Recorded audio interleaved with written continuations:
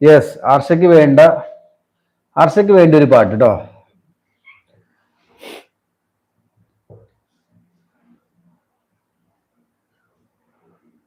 மலர்ந்து மலராத பாதி மலர் போல வளரும் விழி வண்ணமே, வந்து விடிந்தும் விடியாத காலை பொழுதாக விளைந்த கலை அன்னமே, நதியில் விளையாடி கொடியில் தலை சீவி நடந்த இளம் தென்றலே, வளர் பொதிகை மலர் தோன்றி மதுரை நகர் கண்டு பொழிந்த தமிழ் மன்றமே,